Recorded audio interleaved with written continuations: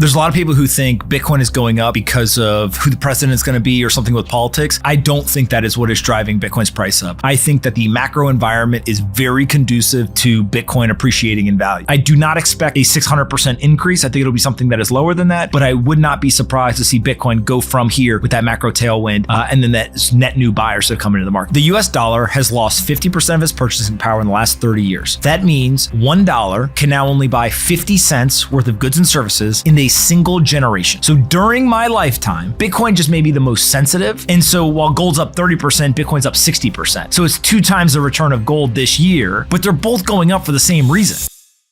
Bitcoin is on the rise, and it's not just by chance. With a perfect storm of macroeconomic factors, low exchange reserves, and massive institutional demand, the market is heating up. As we edge closer to early 2024, the question is no longer if Bitcoin will keep growing, it's by how much. And with a recovering US economy, inflationary pressure, and dollar debasement, all signs point toward a continued surge. What can we expect from Bitcoin in the next few months? Let's dive in.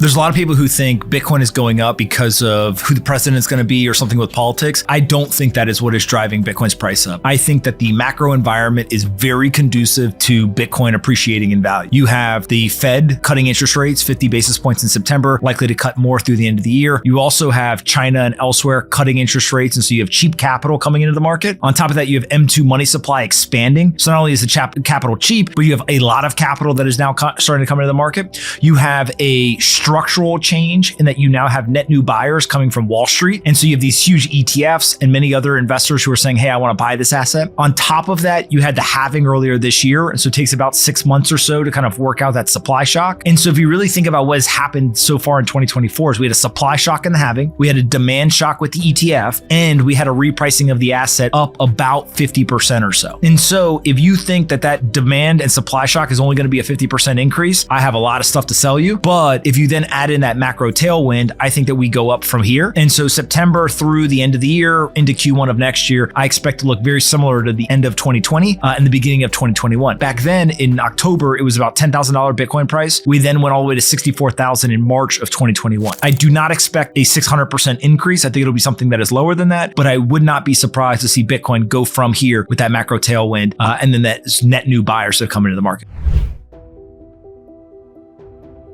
Economists have an important job. They look at data, they provide opinions, they try to predict the future, but certainty is the kryptonite of an economist. And so when you see 100% odds of something, I mean, it's like easy money. Just take the other side, right? They also need to be careful because they don't have skin in the game. So there's no punishment. So all of those economists who 100% agree that there was going to be a recession and then there wasn't, what happened to them? Did they lose their jobs? Did they lose money? Nobody knows. We don't even know who they are. At one point in 2022, we saw both stocks and bonds go down. Their whole idea of a 60-40 global portfolio is that when stocks go down, bonds go up and vice versa. So when it occurs is that people predict the world based on theories or based on past cycles. That's not what occurred. And I think that means that the economists had an even harder job of predicting the future because it's something that they hadn't really seen before. But recessions, in my mind, are this weird thing where the more people talk about them, the less likely they are to occur. If everyone's waiting for a recession, what do? You don't invest like it's good times. You don't spend like it's good times. You're waiting for the recession. So when people start yelling and screaming about a recession, that may be one of the best times to go super long. Everyone's worried about the recession. Everyone's waiting, bracing for impact. Bam, stocks take off all-time high. Gold takes off all-time high. Bitcoin takes off. Like everything took off. And so the same is true on the other side. It's just way harder to see. When everyone is super net long, everyone's saying the good times are rolling. It's never going to end. There's no way that there's a recession. That's actually maybe when you want to start bracing for impact. It's just that feels good, right? It's much easier to identify when everyone is yelling and screaming about the negative downside. And so over the last 2 years, the more I've heard that, seen that, etc., the more I've said, hey, this thing's going to keep rolling. The recent rise of Bitcoin is driven by factors beyond just market sentiment or political shifts. Macroeconomic conditions are setting the stage as lower exchange reserves indicate a potential supply squeeze, while institutional buyers fuel demand. Betting markets are signaling confidence despite the unpredictability of polling data and business decisions. What stands out is dollar debasement and inflation, two forces pushing investors away from traditional saving and into assets like Bitcoin. Add the rapid growth of the broader blockchain ecosystem, and you've got a solid foundation for Bitcoin's explosive potential. Stick around. This is just the beginning. The US dollar has lost 50% of its purchasing power in the last 30 years. That means $1 can now only buy 50 cents worth of goods and services in a single generation. So during my lifetime, a physical US dollar can now buy only half of what it used to be able to buy. Half of the US population has 100% of all of their wealth sitting in cash. The other half has a majority of their wealth in investments. So when the dollar loses purchasing power, it punishes the bottom 50% of Americans, and it rewards the top 50% of Americans because those investable assets are denominated in dollars. So the same way that I had $1 and it used to buy 2 chocolate bars, but now 30 years later, my $1 only buys 1 chocolate bar. I literally, for the same dollar, get half as many goods. In investing, if I have 1 share and that 1 share used to be worth $1, now because the dollar has lost half its value, you need $2 to buy my 1 share. And so if I just hold cash, I lost because I need more dollars to buy food or whatever. But if I hold investments, somebody else needs more dollars to buy my asset. And so I got quote unquote rich. That is all investing comes down to. It is the simplest form of financial education. If you understand it, you invest. If you don't, you save. If you're a saver, you lose. If you're an investor, you win. But that is all the US economy comes down to for the next couple of decades.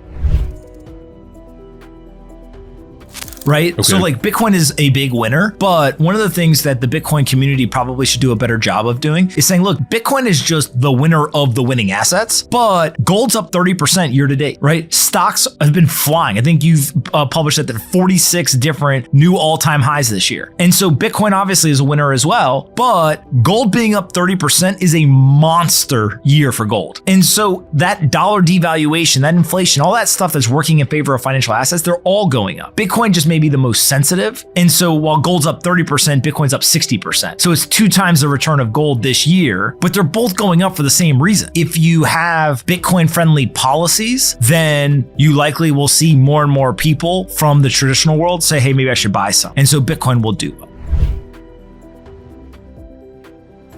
There could always be a self-induced bug into the code. So developers are updating the code. If that ever was to occur, I think it is nearly impossible given how methodical, slow, and intentional the development process is, but that's always a potential risk. 2 is if there was some sort of advanced technology, the quantum computer or something that eventually got created, and there was a non-economic actor who wanted to go and attack the Bitcoin blockchain and do it to destroy the value rather than steal the Bitcoin. Because one of the things about if you steal the Bitcoin, then it loses all of its value. The whole value of Bitcoin is that the blockchain's never been hacked. There are no fraudulent transactions. So it's kind of like grabbing water. Like for a second, you think you've got the water, but then it just squeezes out of your hand. Same thing with the Bitcoins. You think you stole all this value, but then it squeezes out of your hand. And so you'd have to be a non-economic actor to go and attack it. And then the third thing is, does the Bitcoin community slow themselves down? Because we get too rigid in our thought process. Part of the value of Bitcoin is that it's very rigid. That doesn't change that much, right? It's securing $1 trillion of value. But there's a balance between being very rigid and then being able to use new technologies. There have been upgrades to Bitcoin that I think Bitcoiners generally say, hey, that was good for Bitcoin. And so how do you find that balance? And so it isn't an existential risk that, hey, Bitcoin could,